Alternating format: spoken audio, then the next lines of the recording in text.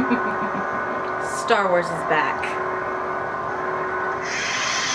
Hey everybody, it is that time. It's time to talk spoilers and what happened in Star Wars Episode 7, The Force Awakens. So this movie, it has answered a lot of questions for me, but also raised a lot of questions. First off, let's start off with Poe Dameron. So he's looking for Luke Skywalker on Jakku. He has gotten a piece of a map and he is trying to get that back to the Resistance. Well, a lot of stuff goes down and he is not able to get that to them right away. He is captured by Kylo Ren. And that is also the moment we meet Finn, who is actually a really great character. I didn't know how much I was going to like Finn, just because he's a former stormtrooper. I didn't know if he was going to be a stiff character or a really funny character or what. But he's actually he's got so many quirky personality traits. It's endearing, and he's a really fun character. And when we see him wake up and he refuses to slaughter a bunch of innocents, I'm like, okay, this is interesting. When we see Kylo Ren enter the scene on Jakku, we're like, okay, stuff is really about to go down. What I really liked about Kylo is throughout the whole movie, he takes his mask off several times. Pretty early on, we are told who he is. I had a sneaky suspicion of who he was from all the previews and just research, and I'm so glad one of my theories was right, and that, spoiler, he is Han and Leia's son, and the reason they are estranged is because of him going to the dark side. This is also why Luke has vanished. He feels like a failure because of Ben going to the dark side, and now everybody is trying to find Luke, even Kylo Ren, because he wants to kill Luke, and everybody else needs Luke's help because he's the last of the Jedi, or so everyone thinks. When we see Finn get kind of questioned by Phasma briefly, and that he's about to get in trouble, we're like, oh, no. But all of a sudden, we see him saving Poe after Poe's been tortured for information on where the map is, and that the map is in BB-8 on Jakku. It's just great stuff. It's great stuff. When we see Poe and Finn team up and fly that TIE fighter to Jakku, it's just an amazing moment. Those two have great bro chemistry. They are just bros. Right off, they clicked. Just really great on-screen chemistry. I don't think they really had to try. It doesn't look like they had to try real hard to click on screen. And those two characters crack me up together on screen. We don't get to see them a lot together, but the scenes we do get are great. Now, on to Rey. She is such a cool character. She is a scavenger on Jakku, and that's basically, we see her doing that for a bit, and then we see her save BB-8 from another scavenger. And what's really interesting about Rey right here is, Anakin could very much so understand droids and a lot of different languages just without even really trying. Well, she is the same way. She just automatically knows how to talk to BB-8, how to pilot a plane, how to do all these things that she's shocking herself that she knows how to do. She's like, I didn't know I could do that. And I'm like, okay, I'm getting Skywalker feels from you, but I'm just not sure yet. And I'm still not sure. I'm hoping, but I'm not sure. So the whole movie is about them finding Luke. Well, we see Rey and Finn team up to go and try and bring BB-8 back to the Resistance, and along the way they meet up with Han and Chewie, and it is amazing and glorious and everything I hoped for. Han and Chewie are just how they were back in the day. It's amazing. When Rey and Finn told Han and Chewie that they were holding a piece of a map that would lead them to Luke Skywalker, he pretty quickly agreed to help them find someone that would help them get the map to the Resistance. And this is when we finally got to meet Maz Kanata, who is an amazing character. The most amazing scene in that part of the movie was when we saw Rey find Luke's lightsaber and she has all these visions. We see her getting, the biggest part of it that really was shocking was when we see Kylo turning bad. We see Luke kneeled, putting his hand on R2-D2, and shortly after we see Rey getting abandoned on Jakku. I have a lot of ideas and theories about this. That was one of the best scenes in this part of the movie. Another part that was great was when Maz was telling Han that he needs to bring that map to Leia himself. She's basically telling him, get off your ass, stop moping, and deal with your problems. He didn't go look for Leia because Leia actually found him when the First Order showed up looking for Finn and Rey and BB-8. Then the Resistance arrives, and once Kylo Ren captures Rey and takes off with her, we see a cute little reunion with Han and Leia, and it's really great. One of the things I found really interesting was every time we saw the interaction between Supreme Leader Snoke and Kylo Ren, it was nothing like Palpatine and Vader. I did not see that in the same way that I saw Palpatine and Vader, because Kylo Ren is still, he is Sith, but he still has pieces of himself, of the light side of himself, of Ben, and he's still battling and trying to destroy that side of him.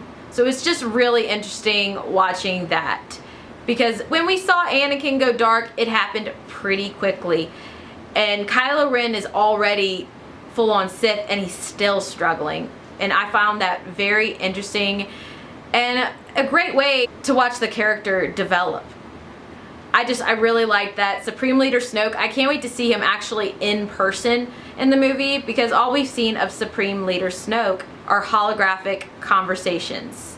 I think the one scene that I really expected a big revelation in that we did not get was when Kylo Ren was interrogating Rey and trying to get information out of her, and I was waiting for something to click and them to realize they were related or something. They may not be related. A lot of things are pointing towards them being related. I do not think they're brother and sister. They could be, I don't know how, but somehow. Some people are saying maybe there was another child of Han and Leia and the baby was thought to have died, but I don't know about that. I'm more leaning towards the theory that she is Luke's daughter, and hopefully Mara's as well. Mara Jade, who I'm hoping that they make canon. I'm still hoping. I know it's sad for me to hope for this, but I just really hope so. I really enjoyed when she was like, take off that mask, I can't see who I'm talking to.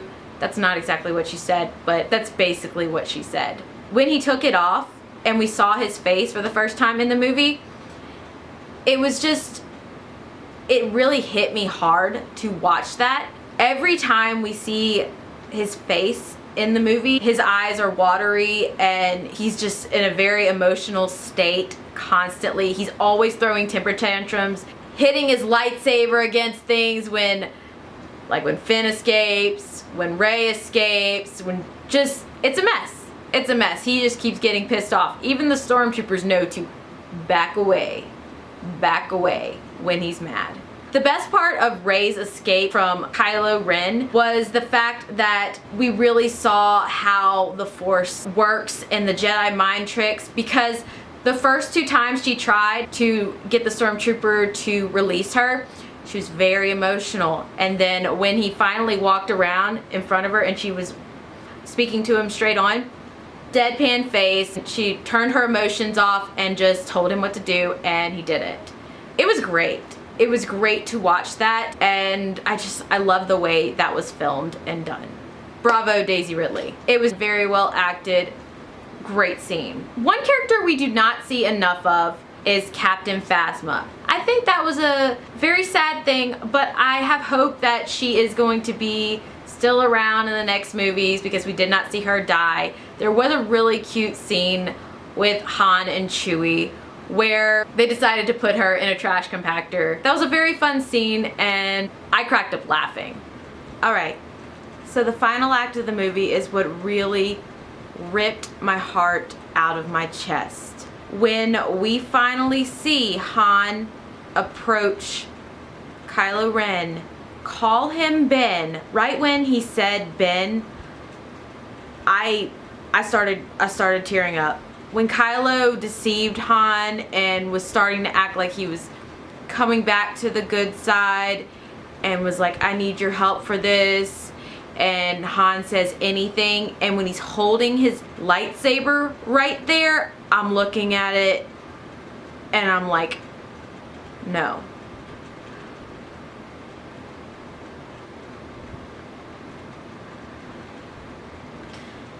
You guys, like, I've never cried so hard in a movie before in my life. Han is my favorite Star Wars character. And when his son killed him. And when Chewie cried out,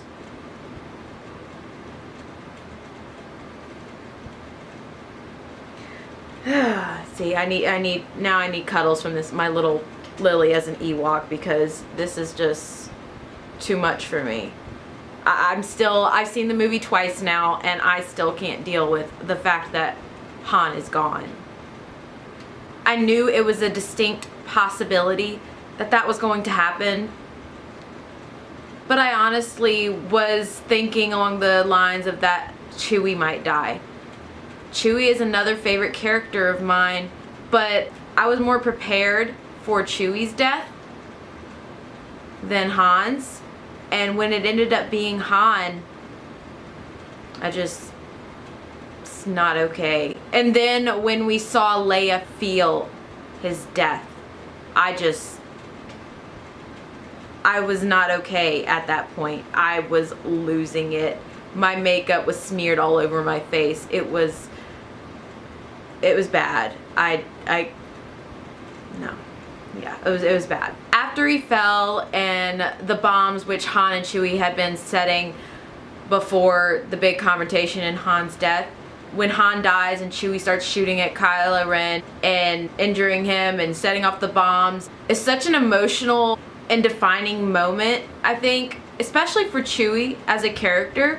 We also see in this scene Kylo Ren zero in on Finn and Rey, and I really think that that was a key moment for the future of the saga and where it's going with these new movies with these three characters and the battle between them. When we see the whole fight scene between Kylo Ren and Finn and Rey, it was beautifully done.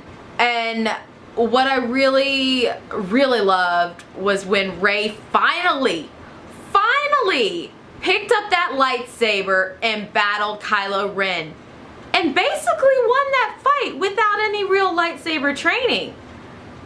I don't know if she would have won if the ground wouldn't have split in half and split them apart, but she had like won that round because he was down on the ground injured. And as far as Finn, I don't think he's gonna be a Jedi. One of the things I loved about this movie was all the misdirection.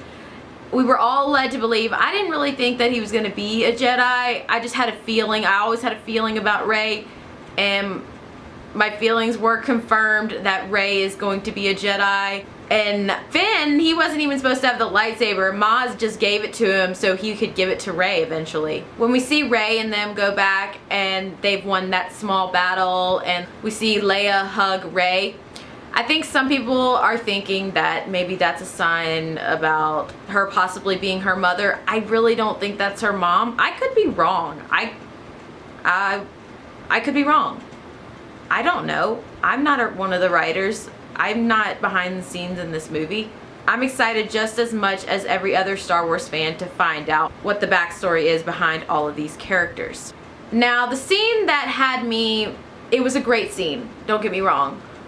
But the scene that was very anticlimactic and slightly disappointing was the Luke Skywalker scene at the end, because the one reason it was disappointing, it wasn't enough.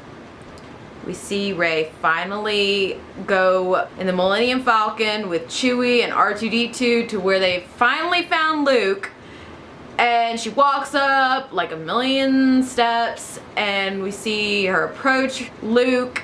He turns around, badass beard, mane of hair and all, and she tries to hand him the lightsaber, and you see him kind of teary-eyed, probably because he's in a state about Han's death. I'm sure he felt it.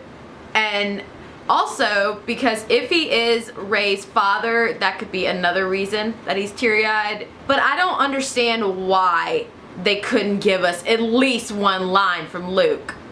Seriously, after all of that, it's just like, there's Luke, and that's that. I mean, is that so much to ask? One line at least before the credits?